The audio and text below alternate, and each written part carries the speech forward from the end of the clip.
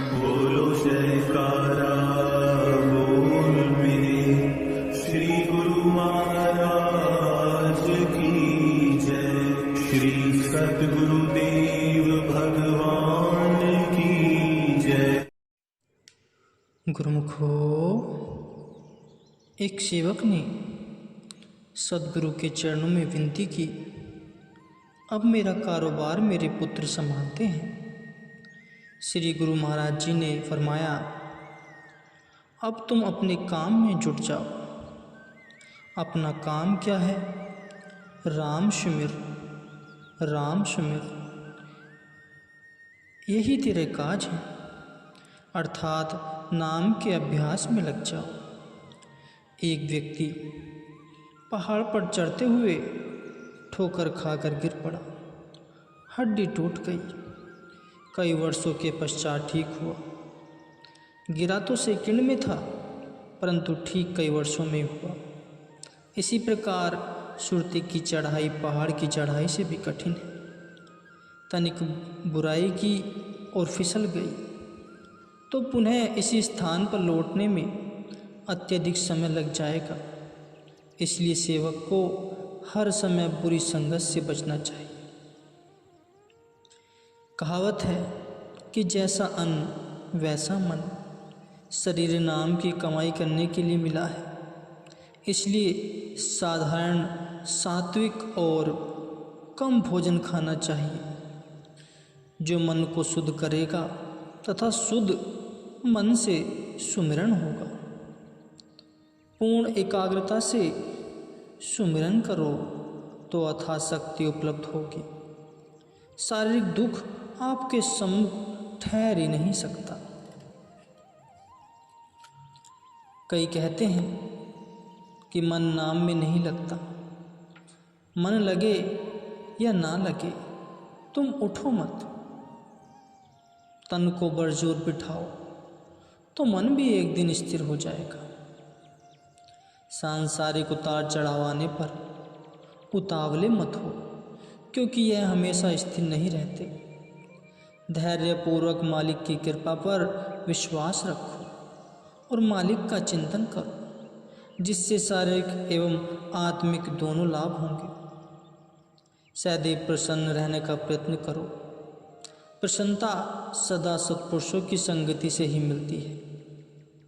यदि मन में क्रोध आए तो सद्गुरु के शब्द द्वारा इस पर नियंत्रण करो। इसी प्रकार अन्य विकारों के आक्रमण से बचने के लिए भी गुरु शब्द का अभ्यास आवश्यक है। बुरी नज़र से किसी को मत देखो और न ही किसी से कटु वचन बोलो। जैसे स्वास्थ्य के लिए शरीर, वस्त्र, मकान आदि की स्वच्छता आवश्यक है, इसी प्रकार आत्मिक उन्नति के लिए मन की शुद्धि भी आवश्यक है। दुख में और सुख में यही कहो कि तेरा भाड़ा मीठा लागे। आराम तलब न बनो। सदैव एक से दिन नहीं रहते। बड़े बड़े पहुंचा हुआ पर भी कष्टों के दिन आ जाते हैं। यदि गर्मी सर्दी सुख दुख सहन करने का स्वभाव बन जाएगा तो कठिनाई न होगी। शरण पड़े कि लाज प्रभु रखते आए हैं। तुम भी पूर्णतः मन से चिंता और चतुराई त्याग उनकी समर्थता में विश्वास रखो। आपा भाव त्यागो तो निस्तार हो जाएगा। सुखमनी साहिब जी कहते हैं, गल पाथर कैसे तेरे अथा। अर्थात जिसके गले में बड़ा पत्थर बंधा हो वह सागर को कैसे पार कर सकता है। जब यह असंभव है तो जिसके साथ 5 बड़े बड़े विकार रूपी पत्थर बंधे हों तो वह भव सागर से पार कैसे होगा। इसलिए शब्दाभ्यास को काम क्रोध लोभ मोह अहंकार इत्यादि विकारों का त्याग कर देना चाहिए। अभ्यासी पुरुष जो कि अभ्यास में लगा रहता है, संसार में यदि उसका कोई प्रिय संबंधी चल बसे तो उसे कोई शोक नहीं होता, क्योंकि उसका मन सच्चे नाम के अभ्यास में लगा होता है। युवा अवस्था में ही अच्छी संगति करने वाला वृद्धावस्था में परेशान नहीं होता। सद्गुरु के समान परोपकारी संसार में कोई नहीं, क्योंकि उनके उपकार में जीव कल्याण की भावना निहित है, लेकिन आम संसारी लोगों के उपकार की भावना में कोई न कोई स्वार्थ छिपा ही होता है। इसलिए इस प्रकार के उपकार से आत्मिक उन्नति नहीं होती। जीव अपनी सामर्थ्य को भूलकर दीन दुखी होकर गुलामों जैसा पराधीन जीवन व्यतीत करता है। जिसके भाग्य उदय होते हैं उसे सद्गुरु की शरण प्राप्त होती है। सद्गुरु उसे उसकी महान शक्ति का बोध कराते हैं और शब्द रूपी डोर प्रदान कर उसे सच्चिखंड में ले जाते हैं। जन्म जन्म के बिछड़े हुओं को परम पिता से मिलाकर गुलाम से मालिक बना देते हैं। धन्य है सद्गुरु। हे सत्संगी, देखा देखी अपनी मांग न बढ़ाओ।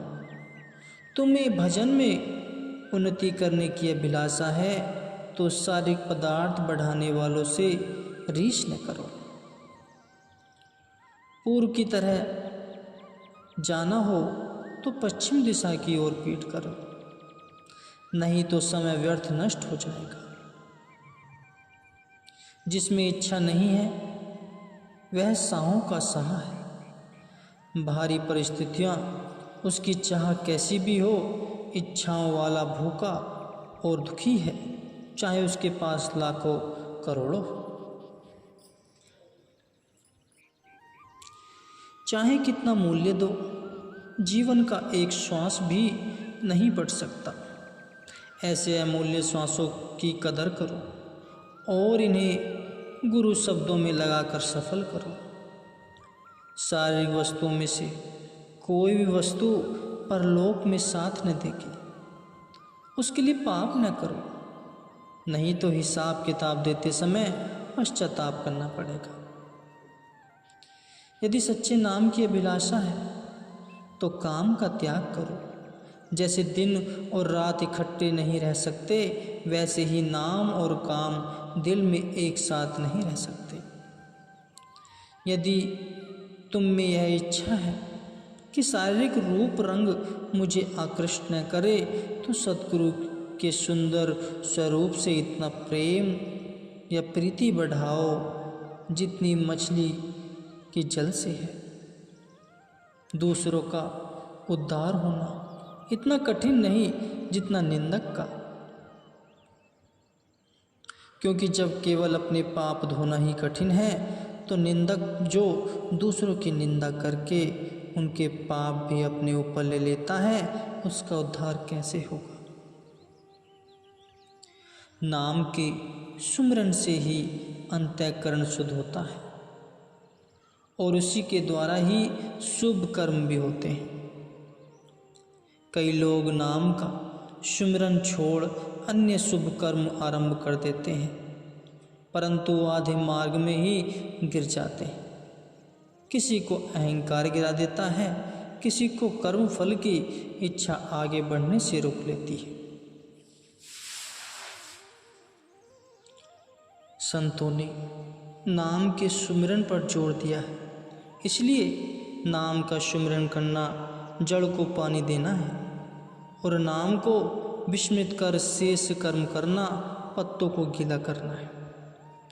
जो पिता माता यह चाहते हैं कि उनकी संतान सदैव सुखी रहे, तो उन्हें चाहिए कि संतान के मन में सत्संग के संस्कार आरंभ से ही डालें। भजन में उन्नति चाहने वालों को कम बोलने का स्वभाव बनाना चाहिए। जिन बातों से तुम्हारा काम नहीं उनमें व्यर्थ हस्तक्षेप न करो। अपने जीवन का एक एक श्वास सोच समझकर खर्च करो और लाभप्रद सौदा करो। जो कहे कि मालिक भी मिले और कष्ट भी न हो, वह तो बातों के पकवान खाता है। जितनी श्रेष्ठ वस्तु होगी उतना अधिक मूल्य देना होगा। झूठे संसार के लिए मनुष्य कितने कष्ट उठाता है। यदि सच्चा मालिक सिर के भार मिले तो भी सस्ता कहा जाएगा। यह सोचकर दुखी न हो कि यह ऐसा क्यों हुआ। यह चीज़ कुदरत पर छोड़ दो तो अनेकों दुखों से बच जाओगे। जैसे एक दिन उपवास रखने से भी शरीर में कमजोरी प्रतीत होती है, इसी प्रकार एक दिन भजन न करने से आत्मा कमजोर हो जाती है। इसलिए नियम से भजन करो। जब सब कुछ एक दिन छोड़ जाना है तो शोकादि त्याग प्रसन्नता चित्त हो जीवन व्यतीत करना ही सत्संगी का स्वभाव होना चाहिए। अभी अभी अमुक मनुष्य जीवित था, 1 मिनट बाद सुनते हैं कि वह संसार छोड़ गया। ऐसे नाशवान शरीर पर भरोसा रखकर किसी से कर्कश बोलना या शत्रुता बढ़ाना अज्ञानता है। संसार में संयोग वियोग तो अटल बात है। जितना जितना एक दूसरे से लेन देन होगा उतना ही मिलाप होने पर फिर विलग हो जाओगे। इस बात पर यदि दृढ़ निश्चय कर लोगे तो महान दुख से बच जाओगे। गुरु चरणों की छाया में रहो तो तृप्त हो जाओगे और कठिनाई भी सरल हो जाएगी। जीव को चाहिए कि अपना मन सब तरफ से हटाकर मालिक के चरणों में लगाए। जो कहे कि मुझे परमात्मा से मिलने की इच्छा है और शारीरिक मोह व इच्छाएं भी नहीं छोड़ता, वह स्वयं को ठगता है। भक्ति में गरीबी और अमीरी कोई महत्व नहीं रखते। भगवान तो मन की भावना देखते हैं। जिसने भी भगवान को पाया केवल सच्चे प्रेम से ही पाया। भगवान के प्रेमी शारीरिक दुखों से नहीं घबराते, धैर्य व शक्ति से नाम सुमिरन करते हैं। प्रेमियों को कष्टों से बचाना तो मालिक का स्वभाव ही है। मालिक की मौज में हस्तक्षेप न करो और न ही अपनी चलाओ। जो उन्हें अच्छा लगे वह सत्य मानकर शिरोधार्य करो। सब तीर्थ करने पर और व्रत रखने की अपेक्षा गुरु मुख नाम बनकर नाम सुमिरन करना उत्तम है। रूहानी कमाई करने वालों में राग द्वेष नहीं होता। जहाँ राग द्वेष होगा वहाँ रूहानियत नहीं होगी। जैसे ज्योति बिना नयन और आत्मा बिना शरीर का कोई अर्थ नहीं, वैसे ही रूहानियत के बिना धर्म का कोई महत्व नहीं गुरुमुखो।